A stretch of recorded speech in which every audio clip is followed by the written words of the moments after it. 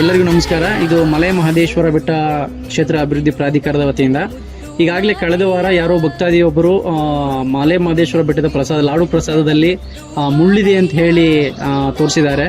ಆದರೆ ನಮ್ಮ ಪ್ರಾಧಿಕಾರದ ಅಧಿಕಾರಿಗಳು ಒಂದು ತಂಡ ರಚನೆ ಮಾಡಿ ನಮ್ಮ ಪ್ರಾಧಿಕಾರದ ಲಾಡು ಕೇಂದ್ರದ ಸುತ್ತಮುತ್ತ ಹಾಗೂ ಲಾಡು ಕೇಂದ್ರದ ಒಳಗಡೆ ತಯಾರು ಮಾಡ್ತಕ್ಕಂಥ ವಿಧಾನವನ್ನಾಗಲಿ ಮತ್ತು ಸ್ವಚ್ಛತೆಯನ್ನು ಕಾಪಾಡೋದಾಗಲಿ ಮತ್ತು ಲಾಡುಗೆ ಬಳಸ್ತಕ್ಕಂಥ ಪದಾರ್ಥಗಳಾಗಲಿ ಅದನ್ನು ನಂಬರ್ 1 ಕ್ವಾಲಿಟಿ ಪದಾರ್ಥವನ್ನು ನಾವಿಲ್ಲಿ ಬಳಸಲಾಗ್ತಿದೆ. ಹಾಗೂ ಲಾಡು ಸುತ್ತಮುತ್ತ ಕೇಂದ್ರ ಹೊರಭಾಗ ಹೊರಾವರಣದಲ್ಲೂ ಕೂಡ ನಾವು ಪರಿಶೀಲನೆ ಮಾಡಿದಾಗ ಈ ಭಕ್ತಾದಿಗಳು ತೋರಿಸಿರ್ತಕ್ಕಂತಹ ಮುಳ್ಳು ಈ ಥರದ್ದು ನಮ್ಮ ವ್ಯಾಪ್ತಿಯಲ್ಲಿ ಇಲ್ಲ. ಬೇಕಾದರೆ ಅದನ್ನು ಪರಿಶೀಲನೆ ಮಾಡ್ಬೋದು ಯಾರು ಬಂದರೂ ಕೂಡ.